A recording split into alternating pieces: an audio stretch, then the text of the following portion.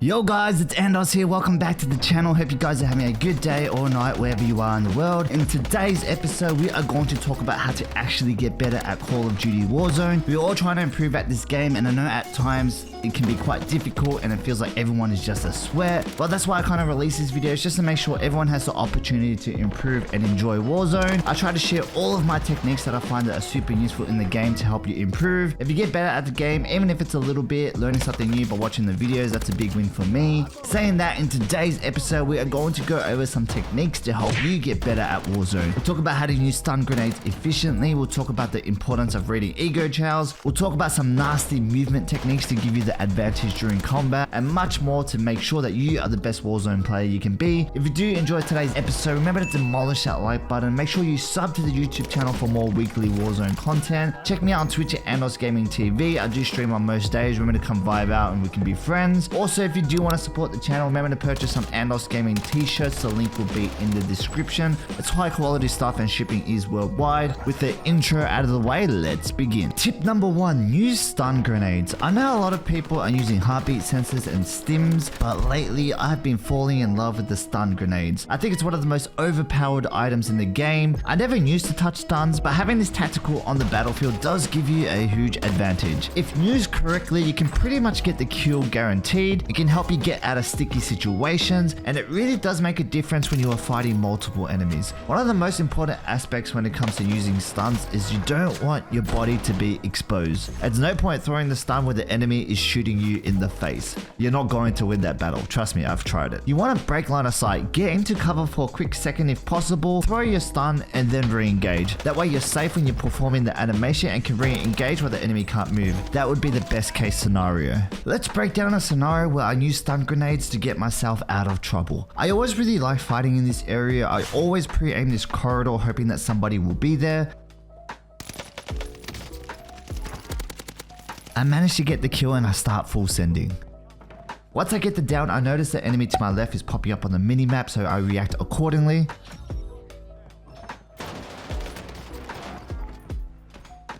Looking at the minimap again, I'm thinking the last target is on the roof. However, the enemy shoots me out of nowhere. I'm in trouble. At this point, I'm in a bit of a panic mode. I've got no health. I need to get to safety. I know the enemy will be pushing me through this corridor pretty soon. So I slide cancel into the room. I broken line of sight and throw my stun grenade. At this point, I'm just waiting for the stun to hit and I ego chow immediately.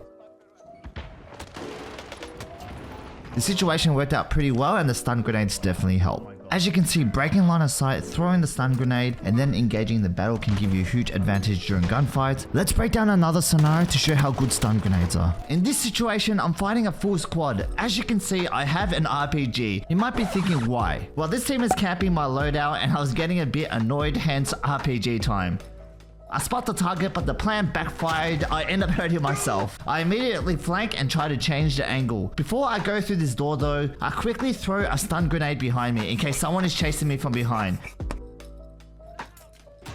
At this point there is a hit, so using that intel, I know someone is around the corner and I go on the attack. I hear footsteps to my right and slide cancel into cover immediately. I know there is a third enemy around. As mentioned, they have been camping our loadout. I quickly make an exit out the door and pre-aim since I'm low on health. I managed to wipe the team and it all worked out pretty well. The stun grenade does help out a lot by giving me intel on people's locations and making it easy for me to get that first pick. Make sure to give stuns a go in your own gameplay as well. Tip number 2, reading ego CHALS and don't always armor up. When you're fighting in Warzone and you get into a situation where a sweat is pushing you, chasing after you, thirsty for your blood and you're trying to get away. You find a corner, you start armoring up, but you know in your head, I'm not going to make it. The enemy's pretty close, but I'm going to armor up anyway because it seems like the right thing to do. Yes, that's happened to me a lot. It's not always a good idea to armor up during gunfights. Hear me out. If the enemy's full sending you, sometimes you just don't have enough time. You need to read those situations and accept the fact I should not armor up right now. I don't even have time to run away. I need to take this gunfight. At least this way there's a possibility of you taking out the enemy instead of just getting gunned down. There are always situations where you get shot, the enemy will try to full send and take advantage of the situation. You need to take that opportunity and counter attack. Really good players can read these situations and react accordingly instead of just retreating. Let's break down a scenario to show you what I mean. In this situation, I'm fighting around headquarters looking for some targets and I just get caught in between two squads, so I try to get out of there. I spot an enemy, but I'm pretty much one shot, so I get into cover. I can see that this target is starting to shoot in my direction. Option 1, I can turn around, run away, armor up and potentially get gunned down. Option 2, I'm predicting this enemy is going to ego chow me. I don't have enough time to recover, so I'm going to counter attack and perform a drop shot. As you can see, I went with option 2. Sometimes you just don't have enough time to recover and you need to counter attack accordingly. Another thing I would recommend you do is to smash that like button for the YouTube algorithm, sub to the YouTube channel so we can be mates and continue the Warzone journey together.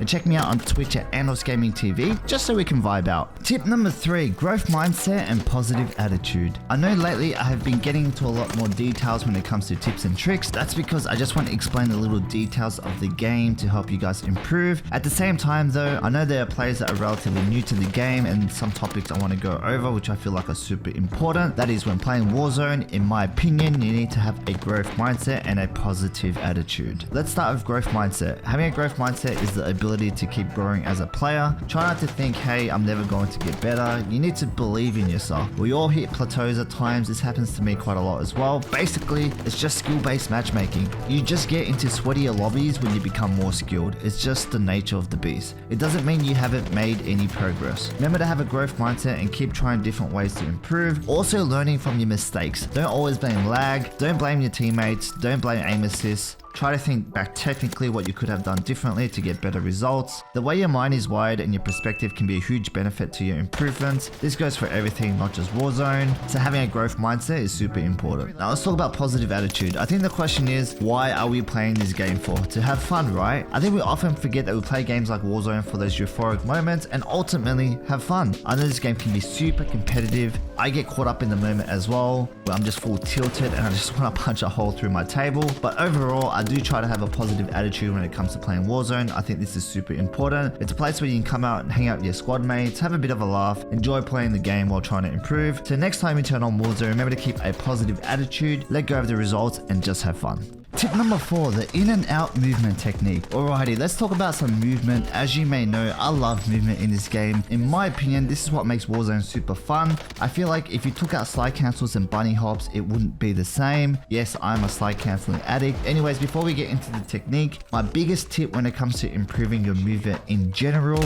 is playing with auto attack sprint on, either mouse and keyboard or controller. I do highly recommend this setting. At this point, when I'm watching the elite players move around, most of the top guys and girls are using auto attack sprint. Make sure to at least try it for yourself. To be honest, I used to be really against it. It felt really uncomfortable for me. But after a while, I got used to it and I could say that my movement is a lot better now. Anyways, back to the technique. Let's talk about the in and out movement. Basically, when you slide cancel into cover and jump back out and shoot the enemy. There are a couple benefits to this. When you slide cancel into cover, the enemy can't see you anymore. So it may cause a reaction for them to sprint towards you and you can catch the enemy off guard by jumping back out. When you jump back out, you get peeker's advantage as well. You see the enemy for a split second before they see you. Don't always depend on this, but it's a good mechanic to utilize. Another benefit is the enemy may be pre-aiming the spot where you disappeared into cover, so you can swing wide with the bunny hop or jump shot. By doing this, it makes it super hard for them to track you, because you're already in full momentum by the time you're out in the open. Let's break down a scenario to explain further and demonstrate the technique. Okay, in this scenario, I'm trying to clear this building. Out of nowhere, I get shot from the left, so I initiate my in and out movement technique. I slide cancel into cover and break line of sight. Right now, the enemy can't see me, so I perform a jump shot behind cover to generate momentum. So by the time I'm out in the open, I'm already at full speed. The enemy is still pre-aiming to the right. You're probably wondering why. 2 reasons. The enemy could be pre-aiming that corner where this person saw me last. Also, peeker's advantage comes into play. The enemy can't see me for a split second when I jump out. This definitely gives me the upper hand. Well, that is it for today's episode. Hope you guys enjoyed the content. I'm hoping that one thing you can take from this week's video that I did mention is just to have a positive attitude when playing the game. The reason why I mentioned this is because I noticed I was getting a little bit tilted when I was not getting the results that I'm used to. But in Warzone and real life, there are always ups and downs. Just remember to have fun and a positive mindset even when times are tough. Remember to enjoy the good and bad moments the best you can. Gaming is supposed to be fun, so just try to remember that and keep that in mind. Anyway, always, demolish that like button, sub to the YouTube channel for more Warzone content, follow me on Twitch at AndosGaming TV. I wish you guys all the best and good luck on the Warzone.